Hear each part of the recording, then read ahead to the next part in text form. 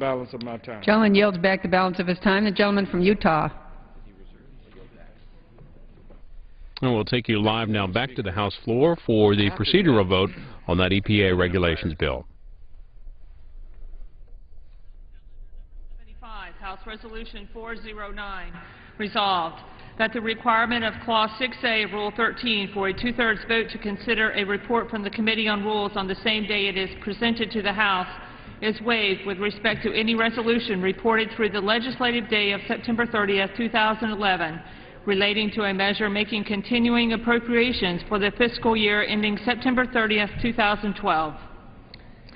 The gentleman from California is recognized for 1 hour. Thank you very much, Madam Speaker. For the purpose of debate only, I yield the customary 30 minutes to my very good friend, my Rules Committee colleague, the gentleman from Worcester, Massachusetts. Worcester, Massachusetts. Thank you. Worcester, Massachusetts. I've been corrected, Madam Speaker. Pending which I yield myself such time as I might consume, and during consideration of the resolution, all time that is yielded for debate purposes only. And I ask unanimous consent that all members, Madam Speaker, have 5 legislative days in which to revise and extend their remarks on the matter that's before us. Madam Speaker, we are dealing with extraordinarily challenging times. The American people have been sending a message to us which is powerful and overwhelming, and it's one that I believe that both Democrats and Republicans have heard, and that is we need to get our economy back on track.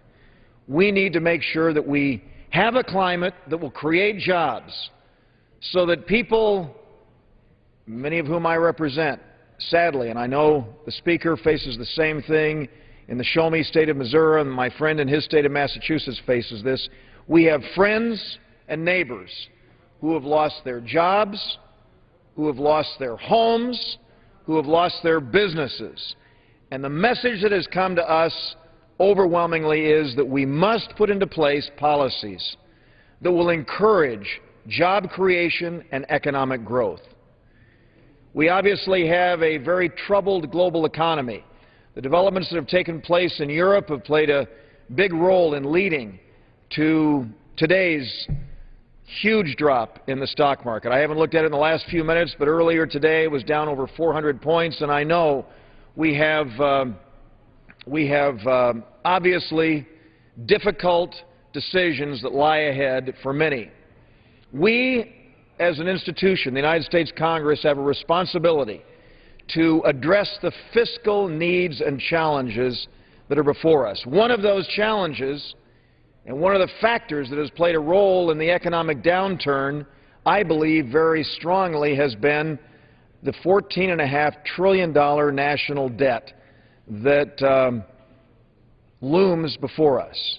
And again, as you know very well, Madam Speaker, in a bipartisan way, Democrats and Republicans alike decry the $14.5 trillion national debt that we have and the fact that we have deficits going as far as the eye can see. Now, we know that last July, just before we adjourned for the month of August, we had to deal with the question of whether or not we were going to increase the debt ceiling. And we tackled that issue, and we ended up coming to a bipartisan consensus.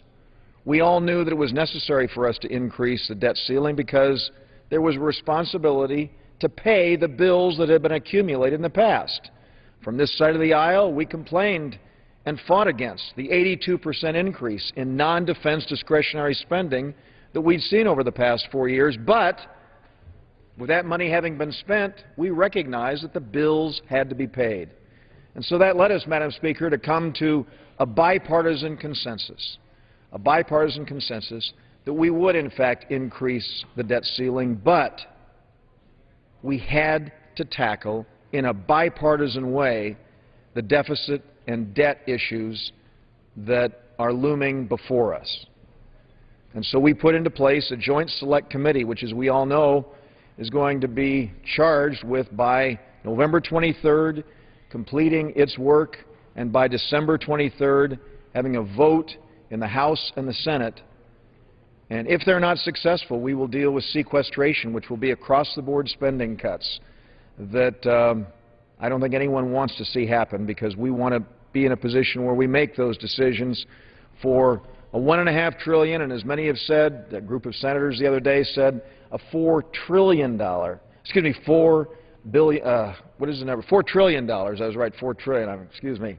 You know the proverbial Everett Dirksen line, a billion here, a billion there. Before long, you're talking about real money, and that was 5 decades ago that he said that, and we are where we are now. So the plan, as proposed by some, Madam Speaker, would take us to as much as $4 trillion in spending cuts, and I hope we can do that in a bipartisan way.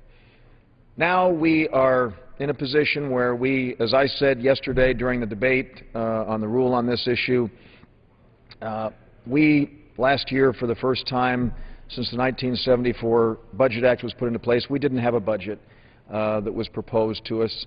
Hey, I'm not in the business of pointing the finger of blame. I'm just in the business of looking at the facts of where we are. So we know what has been inherited.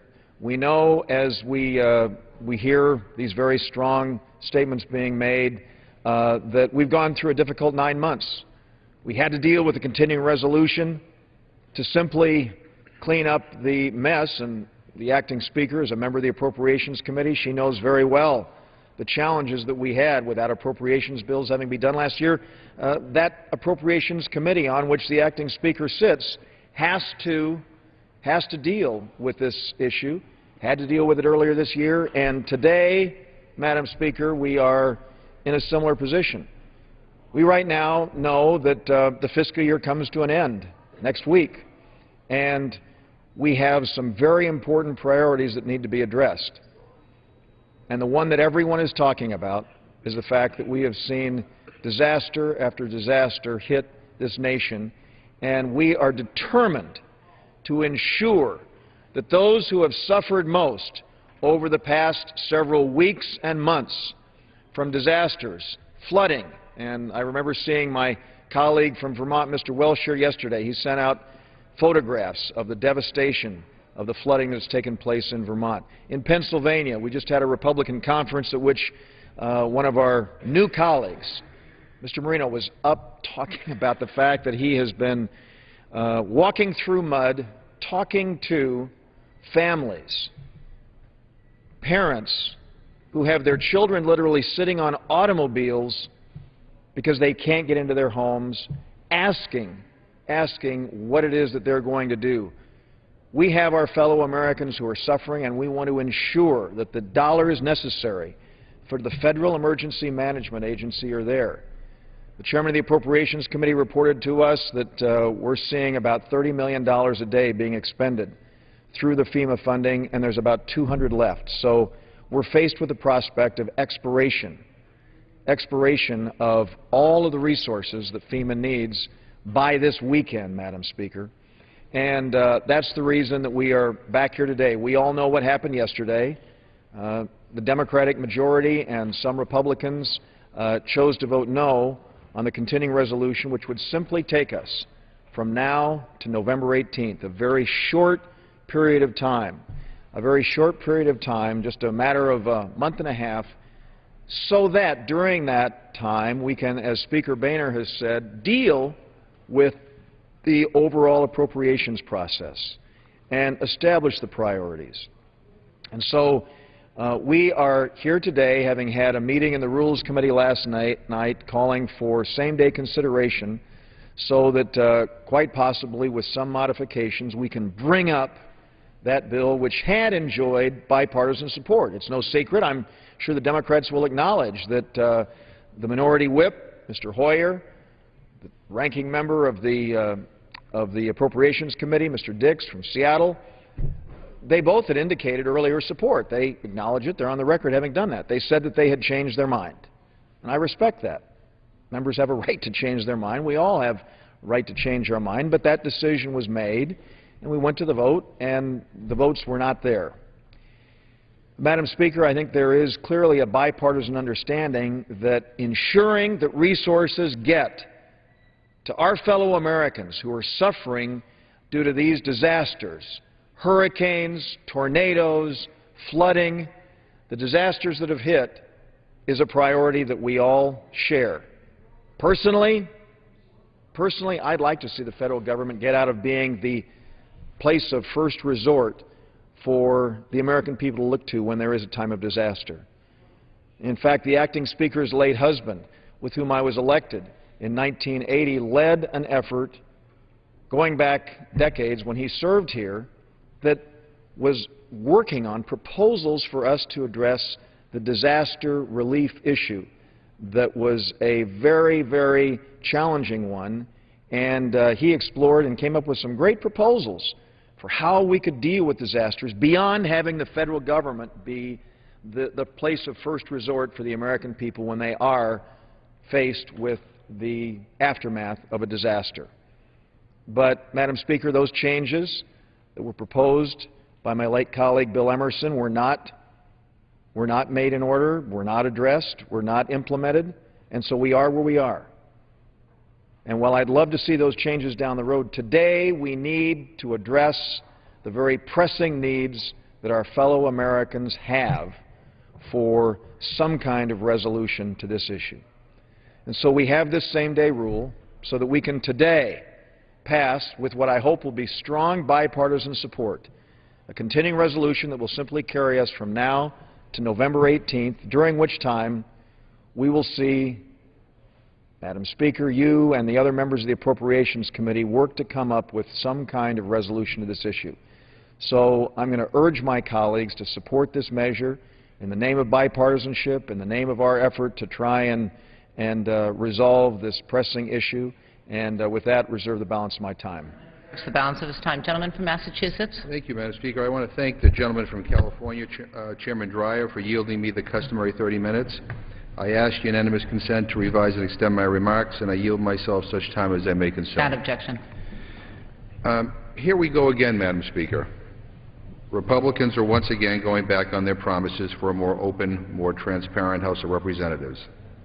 Another martial law rule designed to fix problems of their own doing.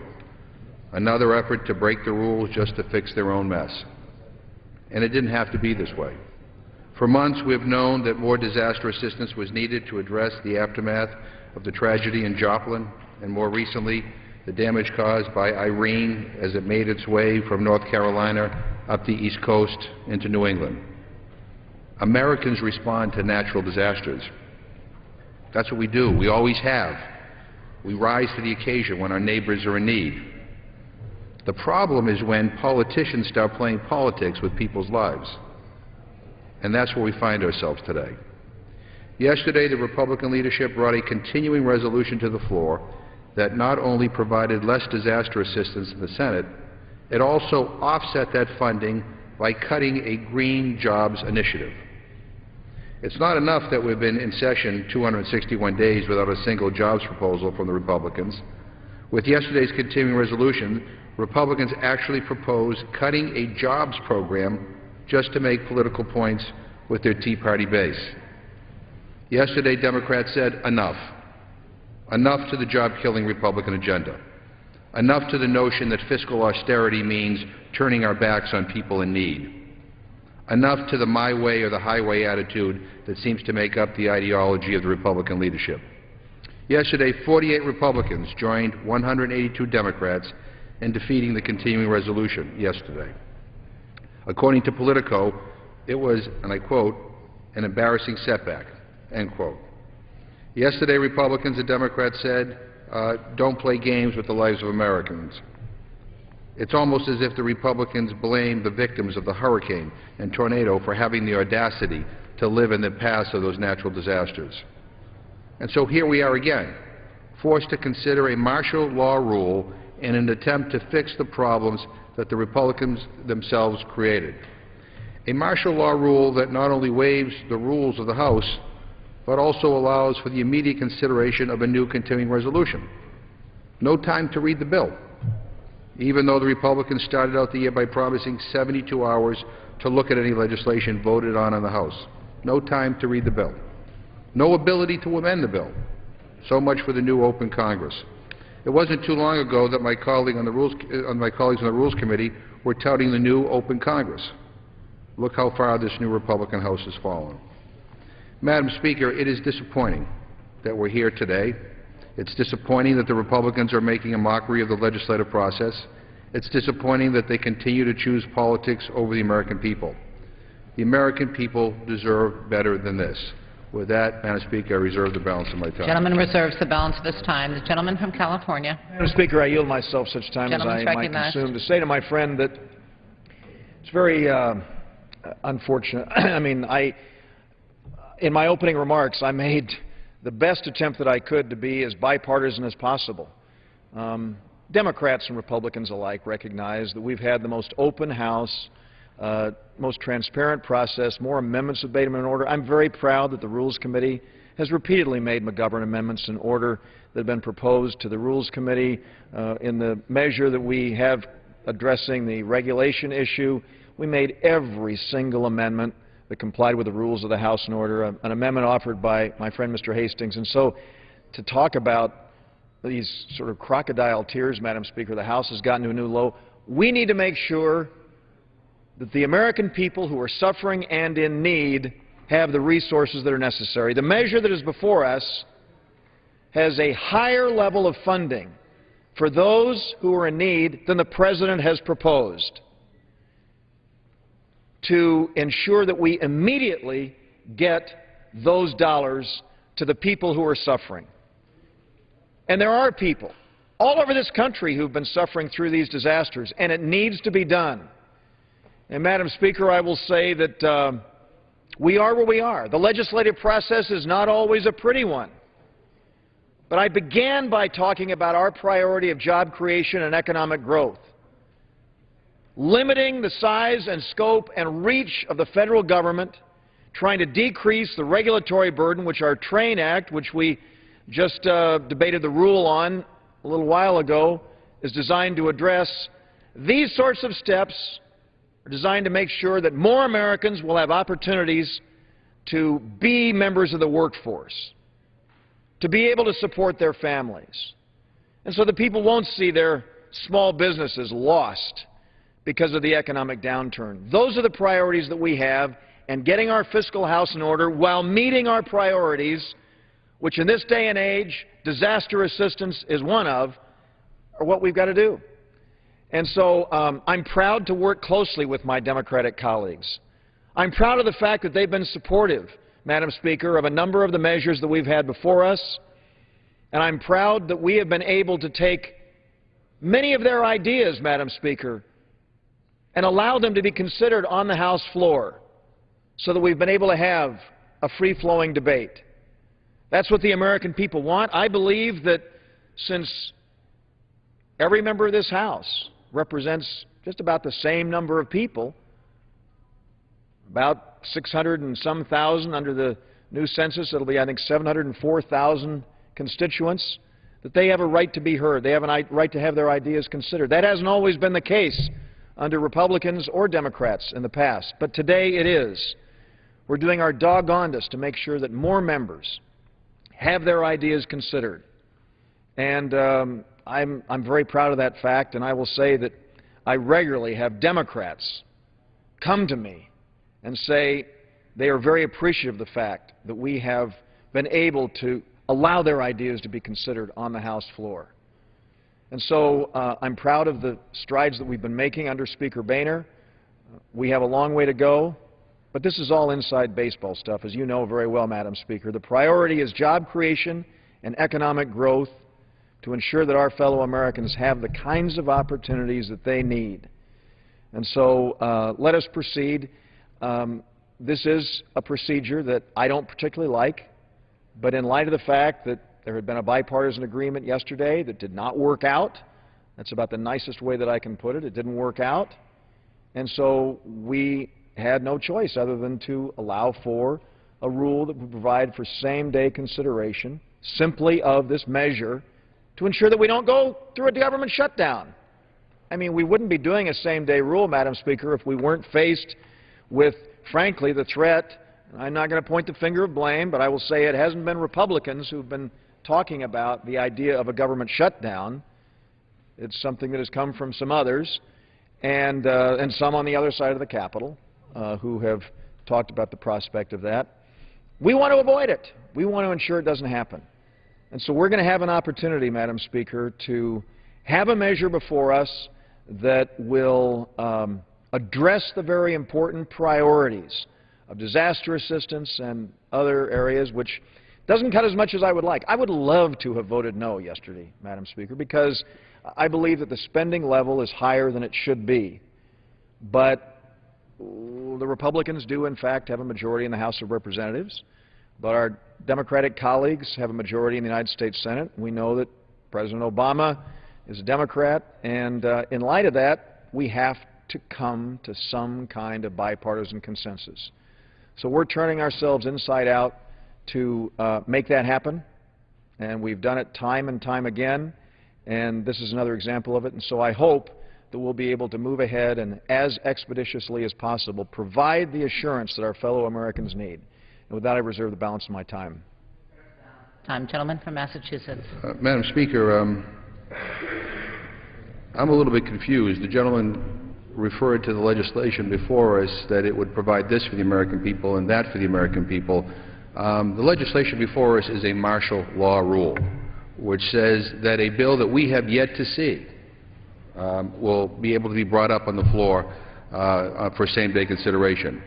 So I don't know what's in the new continuing resolution, and maybe the gentleman can enlighten us. Do we expect a vote on the continuing resolution today? Do we expect to? When can we see this continuing resolution? Does the gentleman have any insight that he can fill us in on, and when members might actually be able to see it? Will the gentleman yield? I'll happy to yield. First of all, let me express my apologies. 99.999% of the time, I am always riveted to the words of my friend from Worcester when he is offering his thoughts. I have to admit, I was talking to our distinguished Rules Committee colleague, Mr. Webster, right over here. I'll reclaim my time and repeat the question. The gentleman will repeat the question. Yeah, the question is that the gentleman on a number of occasions referred to that this bill provides this for the American people and that for the American people, when the bill before us is a martial law rule. We haven't seen the continuing resolution. When do we expect to see it? Will we be voting on it today? I yield to the gentleman. First of all, let me thank him and say that he is right on mark in raising that question. It's not only a fair question, it's an appropriate question to ask of me. The answer is we will have a meeting in the House Rules Committee right upstairs on the third floor. I'm familiar with it. At which time, you're familiar with that spot, at which time we will have before us a proposal that I can tell you will be very similar to the measure that was considered yesterday. As we know, there was $1,043 billion in that proposal. If I can reclaim my time, will that be in the next hour? Will that be today? Will that be tomorrow? Happy to yield. It's my hope that we'll be able to do this today. That's the reason. I mean, as my friend knows, we were going to pass this measure yesterday, and it didn't work out. I mean, that's part of the legislative process. Reclaiming my time. I thank my friend for yielding. The Rules Committee will consider it today, and then we'll vote on it tonight. Is that the plan? The gentleman yield? Yield to the gentleman. I thank my friend for yielding. And, Madam Speaker, what I would say is that I hope the Rules Committee will be able to meet in the not-too-distant future. I can't say if it's now about 2.5 minutes before 4 o'clock. I can't say how quickly we'll be able to meet. We certainly, as is always the case, will give the minority ample notice for them to have a chance to look at whatever modifications are made to the continuing resolution that will be before us. And when is that 1 hour or 72 hours? Excuse me? Will we give them 1 hour or 72 hours as was promised? The gentleman yields? Yes. I have no idea what the gentleman's talking about. What is 72 hours? What is that? My understanding was that one of the new pledges of the new Republican majority was that we're going to have 72-hour layover to be able to read the bill. The gentleman yield? Happy to. Well, there was never any such pledge made. That's if the gentleman looks at the rules of the House, he knows very well that there's nothing in there that states 72 hours. I thought the rule. If I could reclaim my time, I thought in the rules of the House was 3 calendar days. The gentleman yield? I yield. I thank my friend for yielding. And let me say that is true. As the gentleman knows very well, we're in a position right now where we're dealing with an emergency situation. The American people are hurting. We had the measure before us with a full 3 days. In fact, it was put into the record on Monday Isn't that right? It was put on Monday. It was put online on Monday, and so we had the full 3 days. And it is true. We're looking at what would be possibly an amendment to that measure, and so we will be in compliance. First of all, again, let me say, Madam Speaker, that there was not any 72 hours in the rules of the House. If the gentleman would look at the rules of the House, it is a 3-day layover requirement, and I believe that we will be in full compliance. I reclaim my with the time. 3-day layover. If I'm understanding the gentleman correctly, we may or may not meet soon. We may or may not vote on it today. Will the gentleman yield? I'm happy to yield. I thank my friend for yielding. Let me just say that obviously we had a bipartisan agreement that was voted on yesterday that did not enjoy bipartisan support. And I say that based on the fact that we had agreements made and colloquies that took place. If I can reclaim my time, the gentleman mentioned our distinguished minority whip on a number of occasions. I don't recall him ever saying that he supported the Republican bill. Yield? Yes. The gentleman yield? Well, let me specifically say that Mr. Dix, the ranking member of the Appropriations Committee, indicated before the gentleman and the other Rules Committee members and me that he would be supportive of the measure, and he said he had a right to change his mind. And second, in the colloquy that took place last week between the distinguished minority whip and the majority leader, the minority whip indicated that he was supportive of the continuing resolution. If I reclaim my time, I don't recall that, and I'll check with the minority whip to double check on that. I guess I'm trying to provide some information to members of the House who are watching. Well, the gentleman yield. Am I correct in saying that as of right now, we don't know when we're going to meet, and we don't know when we will see the final version of the continuing resolution? Will the gentleman yield? I thank my friend for yielding. And Madam Speaker, let me say that first, to address the issue that was raised earlier, there was confusion. I don't know what the gentleman meant about 72 hours. There is a 3-day layover requirement. We will not, and let me underscore again, Madam Speaker, we will not be waiving the 3-day layover requirement. Okay, so I just think it's important for us to make that. The gentleman repeatedly raises 72 hours, and we're not in compliance with this and that. But when, in fact, Madam Speaker, we will not be waiving. It's a 3-day layover requirement that exists. We will not be waiving that. Second, as far as what time, I believe that within the next few hours, we will be able to meet in the Rules Committee and come to the House floor. There are no guarantees. Okay. There are no guarantees, but I believe that there is a very good chance that we will be able to, in the next few hours, meet in the Rules Committee, and the gentleman and I will come to the floor with a rule that will allow us to make an order, the continuing resolution, to ensure that our fellow Americans who are suffering so will have the resources they need. And I thank my friend for yielding. And if I could ask the gentleman one additional question, does he anticipate that the Advanced Technology Vehicle Manufacturing Loan Program will be cut in the new version of the continuing resolution that we brought before us? Would the gentleman yield? I yield to the gentleman. Madam Speaker, I thank my friend for yielding. Let me say that at this juncture, I cannot tell my friend exactly what this measure is going to consist of, but we're in a position right now where that will be considered by the Committee on Rules when we do meet upstairs. And so we'll be meeting upstairs, and we'll see if that might be an amendment. I thank my friend for yielding, Madam Speaker. And Madam Speaker, just for the record, I'd like to have inserted a letter from Paul A. Yost, who's the Vice President at the National Association of Manufacturers, and a letter from R. Bruce Johnston, who is the Executive Vice President of Government Affairs of the Chamber of Commerce of the United States, both strongly objecting to the offset that the Republicans included in the continuing resolution that we considered yesterday that went down. And one of the reasons why there was great objection over this, Madam Speaker, was because this program that was cut actually is a job-creating program, putting people to work. And I would say to my colleagues, if you want to reduce the debt in this country, you ought to figure out a way to put people back to work. And the way you put people back to work is not cut every single program that provides assistance to business and to people to be able to get on their feet and create jobs. We have a crisis in this country that is not being addressed by this House of Representatives, which has yet to consider a single jobs bill. And instead, we have a continuing resolution that gets brought to the floor that provides less disaster assistance than the Senate bill does to people who are in need, and pays for it, offsets it by cutting a program to create jobs. What sense does that make? You know, when it comes to disaster relief, we have never, ever, ever offset disaster relief because you can't predict with any accuracy whether there's going to be a tornado next year or a hurricane next year or an earthquake next year. There are some things we don't offset, we should offset. For example, the wars. We've been in Afghanistan for 10 years. I can't figure out why we're still there, but we're still there. 10 years. I can predict pretty much with very accurately how much it would cost to stay another year. And yet, we borrow that money. We put it on the credit card. We borrow $10 billion a month for military operations in Afghanistan that goes onto our credit card. Not paid for.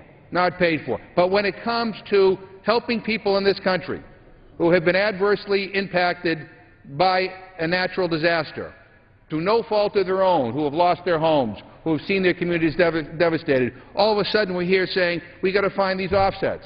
And where do the offsets come from? They don't come from Donald Trump's tax cut. You know, what they come from is a program to put people to work.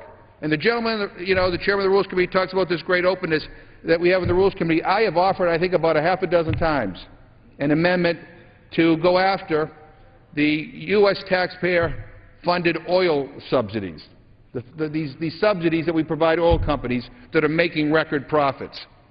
And we can't even get that issue for a vote on this House floor.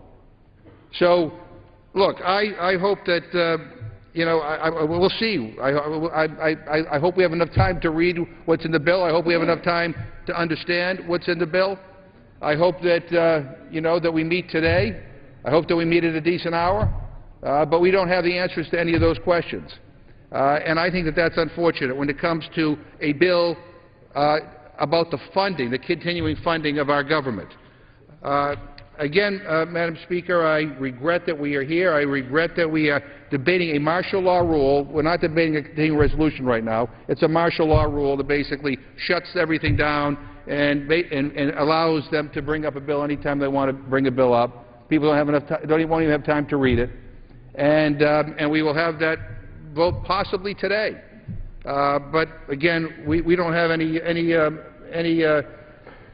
definite commitments from the other side as to what time or even if it will be today. I'll close by saying, Madam Speaker, that I think it is important that this House get back to the issue of jobs and about protecting and caring for the people here in this country. And our biggest challenges, I'm going to tell my friends on the other side, are not halfway around the world. Some of them are just halfway down the block. And I regret very much that this Congress has yet to deal with the issue of jobs. And at this time, I'd like to reserve my time. Gentleman reserves the balance of his time. Gentleman from California. Madam Speaker, I yield myself such time as I might consume. And let me say, Madam Speaker, to my very good friend that jobs and job creation are exactly what virtually every piece of legislation that we have been addressing in this House have been designed to deal with. Now, my friends on the other side of the aisle believed that the nearly $1 trillion, it was like 787, I think, billion dollar, and then if you add the interest, it came up to like 1.1 trillion. They said that stimulus bill was their jobs bill. And as I recall, we were told that if we saw that trillion-dollar stimulus bill implemented, that the unemployment rate would not exceed 8%. Well, Madam Speaker, in part of the area that I represent, we have an unemployment rate of 14%. We have a national unemployment rate of over 9%, and it's not acceptable. And so I totally concur with my friend's assessment, and I congratulate him. I congratulate him for his opening statement there when he said the best way for us to deal with the deficit is to make sure that people in this country have jobs. Economic growth is what we have been talking about. I believe that if we had 2, 3, 4% more GDP growth in this country, we wouldn't be here having this discussion. The question is, how is it How is it that we get our fellow Americans back to work? We believe that it's essential to create long-term, good jobs in the private sector. We believe that doing things like opening up new markets around the world, when 96% of the world's consumers are outside of our borders, 96% of the world's consumers outside of our borders, and yet, unfortunately, we have not been able to have yet the agreements that have been negotiated over the past several years sent to us in the Congress to vote on. And clearly, if we had the agreements that have been negotiated between the Koreans of the United States, the Colombians of the United States, the Panamanians of the United States, we would create many, many jobs here in the United States. Yesterday, Madam Speaker, I met with the ambassador from Colombia, and on August 15th, they implemented an agreement with Canada for free trade agreement between Canada and Colombia. And guess what? There has been an 18.9% increase in wheat exports from Canada to Colombia in one single month. Now, Madam Speaker, I've said this time and time again here. We have union and non-union workers who are employed by companies, great American companies that are manufacturing companies like Caterpillar, John Deere, Whirlpool. And we could get these people working. We could get these people working if we could open up new markets for those manufactured products in Latin America, in Asia. And that's exactly what we've got ahead of us. And I hope very much that the President will immediately send to us those agreements so that we can enjoy, and again, bipartisan support, Democrats and Republicans working together to pass these agreements. If we do that, we'll do exactly what my friend just said, Madam Speaker. We'll do exactly what my friend just said in his opening statement there. And what he said was, we need to get Americans into jobs so that we can have the revenues that are necessary for us to deal with the deficit and debt challenges that we have. I'm happy to yield to my friend. I thank the gentleman for yielding to me, and I just found out some news here in answer to a question I had earlier about offsets.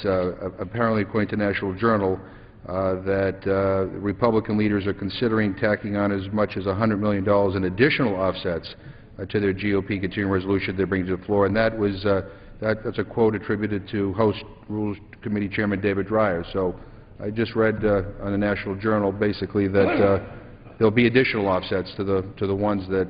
If I could reclaim my time, Madam Speaker, let me say that I hope very much that we are able to see offsets for this, because again, we have a $14.5 trillion national debt. Right. We have deficits as far as the eye can see. And so as we deal with the very important priorities of ensuring that our fellow Americans who are suffering because of these tragic disasters that have taken place across the country, we need to realize that there is a hell of a lot of waste in the federal government. A hell of a lot of waste. And there are regulations. Again, the measure that I just mentioned, my friend said that we haven't had jobs bills before us, but the measure that Mr. Hastings was just managing the rule on is designed to deal with a burden of regulations which has undermined the potential for job creation and economic growth. And again, pursuing an economic growth agenda is a priority of ours, and making sure that we get our fiscal house in order is one of those. And so that's why I will say to my friend in response to his question, you bet we're going to try and find areas where the federal government has been expending dollars that have not been spent wisely, and use those dollars to ensure that those who are suffering and those who are in need have what is necessary for them to survive. My friend would like me to further yield? I appreciate it. Madam Speaker, I'd like to further yield to the gentleman from Worcester. Which kind of brings me back to my original point, is why it's important for us to see this bill. Now, you say that you want to eliminate waste. But the U.S. Chamber of Commerce says that the Advanced Vehicle Technology Manufacturing Program is not waste, it creates jobs. So I don't know where else you're going to cut. Madam Speaker, if I could reclaim my time, Madam jobs. Speaker. May I reclaim my time, Madam Speaker? Let me say to my friend, we are not going to waive the 3-day layover requirement, and whatever changes are made in this measure will be addressed in the House Rules Committee and then fully debated on this House floor so that members will have an opportunity to decide whether or not they are going to support the special rule that would then make an order consideration of this continuing resolution that will prevent a government shutdown, make sure that the resources for those who are suffering are made available, and take us to November 18th so that very thoughtful members of the Appropriations Committee, like the acting Speaker, will be able to deal with the appropriations priorities that we need to between now and November 18th. And so with that, Madam Speaker, I reserve the balance of my time. Gentleman reserves the balance of his time. Gentleman from Massachusetts. Yeah, Madam Speaker, I just want to make sure the record is clear when it comes to Democratic support for the continuing resolution. In his pen and pad press conference, Minority Whip Hoyer said he was, and I quote, loath to support yesterday's CR, and I have a copy of that press conference and the transcript of the colloquy that was on that went on the House floor here. So I'm going to, if anybody is interested in reading it in detail, I have it here. At this point, I'd like to yield 3 minutes to the gentleman from Florida, Mr. Hastings. I thank my colleague on the Rules Committee and my good friend for yielding, and I echo all of the sentiments that he has made previously. Firstly, I'd like to point to the fact that the National Association of Manufacturers, in their last sentence in a letter directed to Senator Reid and Senator Mitch McConnell, he says, during this time of economic recovery, we urge you to preserve this successful program, meaning the Advanced Technology Vehicle Manufacturing Program, that is helping preserve auto sector jobs and make promise energy security. Bruce Johnston from the Chamber of Commerce also citing to all members of the House of Representatives that the Chamber understands the importance of reducing America's unacceptable debt and believes that all programs must be on the table.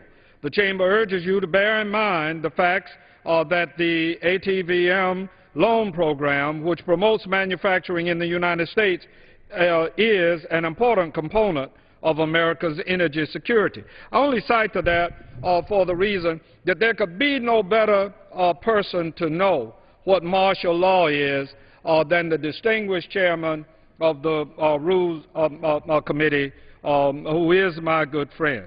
He and Mr. McGovern and I, Ms. Slaughter and he and I, have been back and forth on martial law when Democrats were in charge and when Republicans were in charge. And one thing you need to understand is this is martial law that you are bringing this rule under, and we don't even know what's in the bill. Yesterday afternoon, the Republican leadership brought up a bill that failed American workers, failed our nation's economy, and failed those struggling to recover from natural disasters. It's no surprise that their rank and file then failed them. Rather than take up language that has already passed the Senate with bipartisan support, Republicans instead chose to pit unemployed factory workers against hurricane victims. This is not the kind of behavior that will bring our nation out of this recession. While Republicans continue their partisan squabbles, countless Americans are fighting for their livelihoods. 6 years after Hurricane Katrina, roofs are still being replaced, homes are being repaired, and paperwork is still pending for funds that have yet to be allocated. And if you've been to New Orleans, you'll see a whole section of that city that is not in repair. In my home state of Florida, FEMA has already delayed $1.68 million for work resulting from 04 and 05 Hurricanes Charlie, Francis, Ivan, Jean, and Dennis.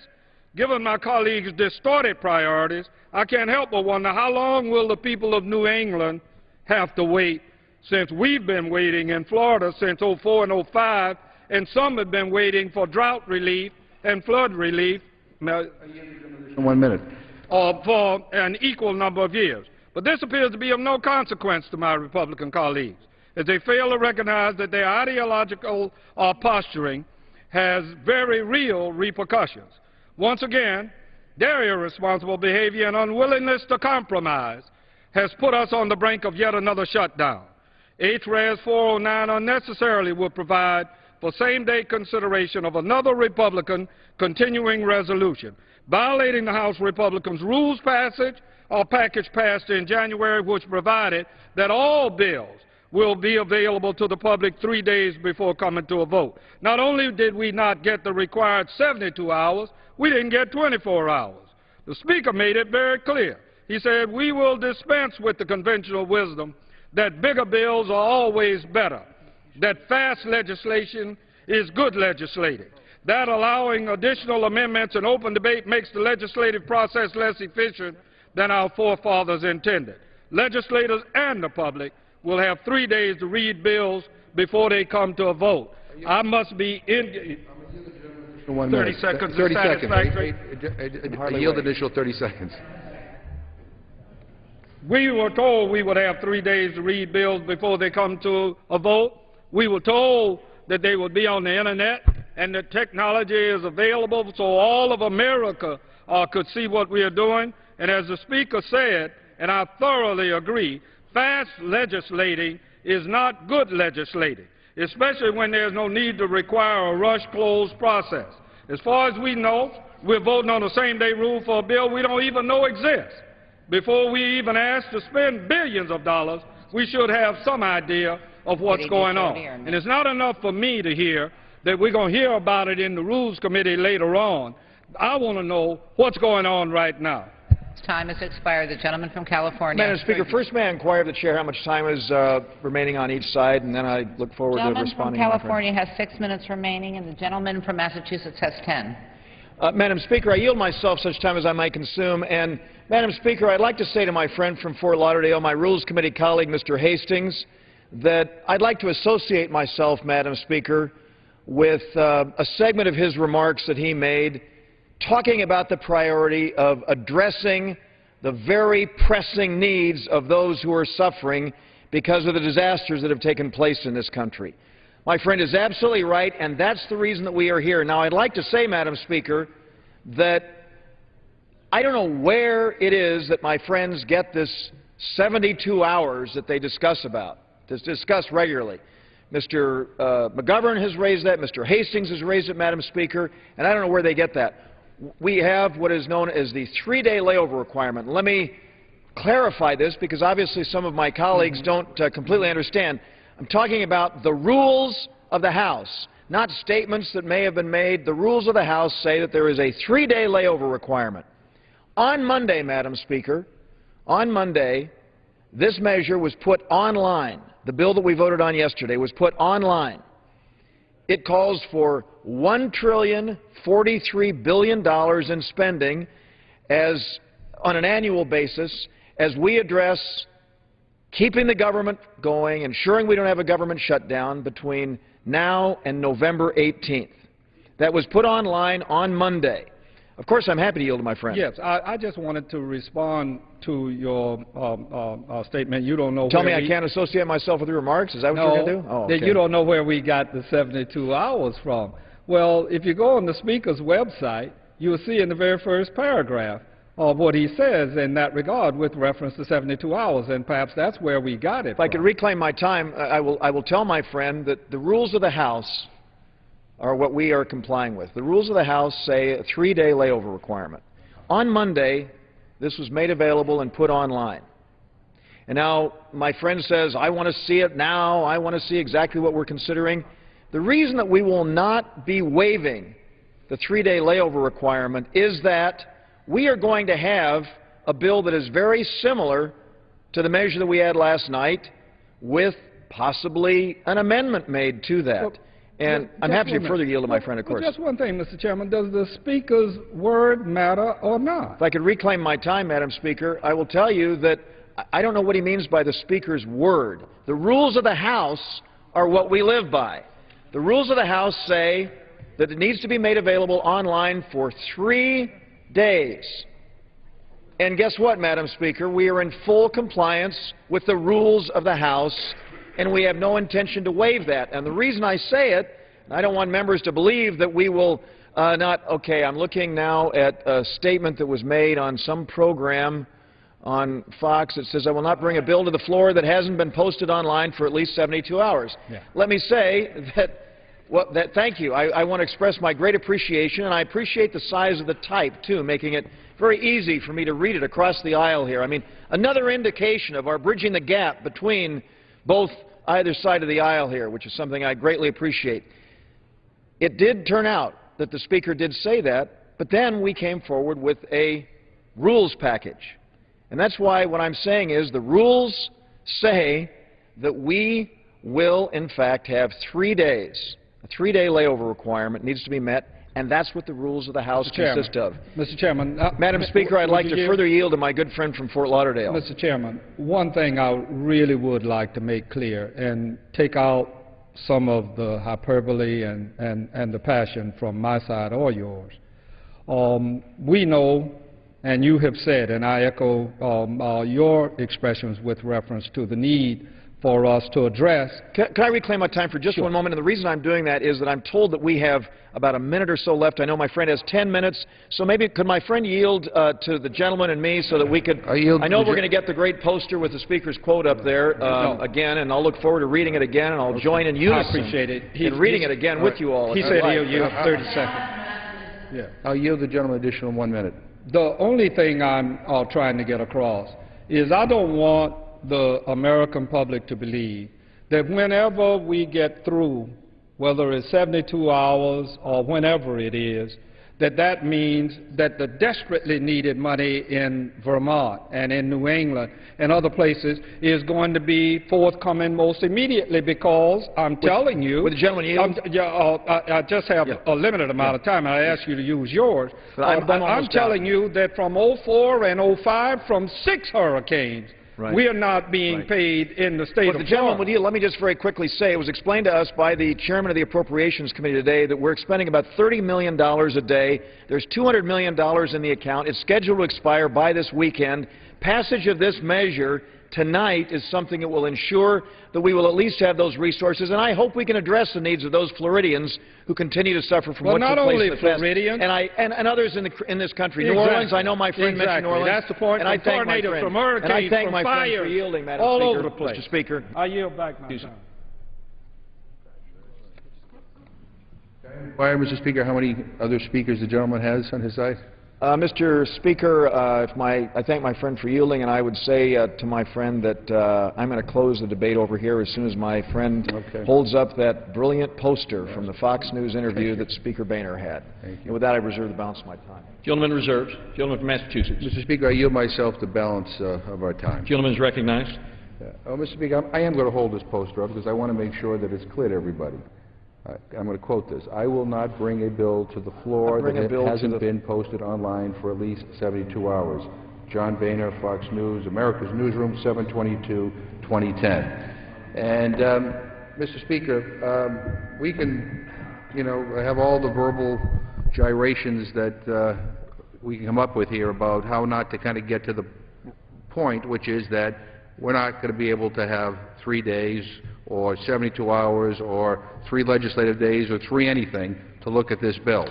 And the bill that we're going to be debating later today or tomorrow, we don't really know, is going to be different. And we know it's going to be different because the chairman of the Rules Committee said in an interview that we have online to National Journal that there's probably going to be another $100 million more in offsets. And so where are those offsets coming from? We know that one of the offsets that was in the continuing resolution yesterday was an offset that actually was a job killer, that actually is something that not only Democrats supported, but the United States Chamber of Commerce supported. They all kind of came together and agreed that this is a good program, and it was cut. And it is going to discourage job creation in this country. So I think it is important to know where these offsets are going to be coming. And again, let me repeat what I've said over and over. This has not been a bipartisan process. The only thing bipartisan about this continuing resolution was the opposition to it. And again, I would tell my Republican friends that the reason why this promise by Speaker Boehner is important is because we do need to understand what's in the bill. And I guess, you know, we're beginning to understand that your rules don't live up to your, to what you actually promised. Mr. Speaker, the other thing about this that I think is important for people to understand is that never, ever, ever have we ever insisted on offsets for emergency spending, for disasters. We don't know whether there'll be 1, 2, 3, or no emergencies that hit our country next year or the year after or the year after that. Maybe my Republican friends have now figured out a way to predict earthquakes and tsunamis and hurricanes and tornadoes, but we don't know how to predict with any accuracy. And this notion that we're not going to be there, that we're going to insist on offsets in order to provide people who have been thrown out of their homes, whose communities have been destroyed through no fault of their own, so we can find an offset when, you know, we don't need any offsets for nation building in Afghanistan. That's all on your credit card. There's no offsets needed for that. Why is it that no offsets are needed to do that kind of stuff, but when it comes to helping people in this country, you know, all of a sudden we become super fiscally conservative? You know, we need to have offsets for everything. You want to reduce the debt? Put people back to work. You know, that's how you do it. Cutting programs that put people back to work don't put people back to work. It slows down the economic recovery. Here we are in September, and we have yet to deal with a single jobs bill on this floor. You know, I don't know what it's like in California, but I can tell you in Massachusetts, when I go home, people want to talk about jobs and the economy. Yes, they want to reduce the debt, and I understand by ending some of these wars, you know, by cutting back on some of these overseas bases that we have, you know, by asking Donald Trump to pay his fair share. You know, there's something wrong in this country when a billionaire hedge fund manager pays a lower tax rate than his secretary. Like, no, we can't ask that person, that billionaire, to pay his fair share. Everything is aimed at working people and those who are most vulnerable. We should be talking about putting America back to work. We should be debating every day about ways to stimulate this economy, to provide incentives to put people back to work, to find ways to stop incentivizing corporations to send American jobs overseas. Instead, my friends on the other side of the aisle are protecting all that status quo. I mean, they are protecting those tax breaks, those incentives that encourage jobs to go overseas. Enough. Enough. I mean, you know, and I'll close by saying this, Mr. Speaker. You know, when it comes to protecting subsidies for big oil companies, you know, my friends are there. When it comes to rebuilding and nation building in Afghanistan, they're there. You know, when it comes to maintaining, you know, a tax code that allows a billionaire hedge fund manager to pay a lower tax rate than his secretary, they're there. But when it comes to disaster assistance, when it comes to jobs, when it comes to things that matter to everyday people, it is a struggle. It is a fight. I would urge my colleagues to rethink their priorities, to work in a bipartisan way when it comes to disaster relief and job creation. Let's bring the President's jobs bill to the floor. If you don't like it, vote against it. But allow us to have the opportunity in this new open House. Let us bring the President's jobs bill to the floor. Let us see whether we can pass it here. I think if this truly is an open House, we ought to have that opportunity. I will just say, Mr. Speaker, before I yield back the balance of my time, I don't know when we're going to get this bill. I don't know where the cuts are going to be made. I don't know what other job-creating programs are going to be cut. But again, I will not bring a bill to the floor that hasn't been posted online for at least 72 hours. We're not even going to get 72 minutes in all likelihood. I yield back the balance of my time. I urge my colleagues to vote no on this. Gentleman yields back his time. Gentleman from California. Mr. Speaker. Mr. Speaker. Gentleman is recognized. Thank you, Mr. Speaker. I yield myself the balance of the time. Gentleman is recognized. Speaker, the American people are hurting and have been suffering from disasters over the past several weeks and months, and obviously for a long period of time in the past.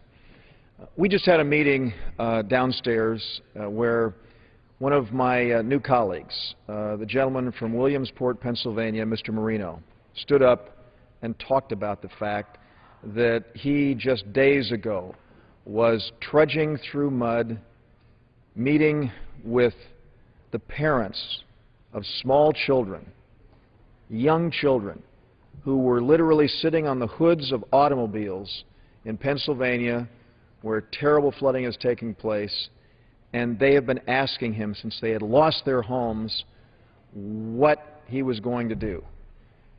And Mr. Marino made it very clear that he would do everything possible to ensure that those families would have what they needed. And that's why we're here right now with the measure that we have before us. Now, Mr. Speaker, this measure that will come before us later this evening is a measure that has been online more than 72 hours. It was put online on Monday. Today is Thursday. So well beyond 72 hours, it's been made available. We have actually doubled from $500 million to $1 billion the FY11 request that was made by the President, because we understand the imperative of getting these resources to the American people who are suffering. We can do that, Mr. Speaker, while at the same time reining in the size and scope and reach and control of the federal government, because everyone knows, Democrats and Republicans alike acknowledge, that there is waste in government, and that's the reason that we're saying we must pare the level of spending back. And so, Mr. Speaker, this is not martial law. This is simply our step to ensure that the American people get the resources they need and that we do it in a fiscally responsible way, and it stems from what was a bipartisan agreement. And so, Mr. Speaker, with that, I urge an aye vote on the rule, and I move the previous question.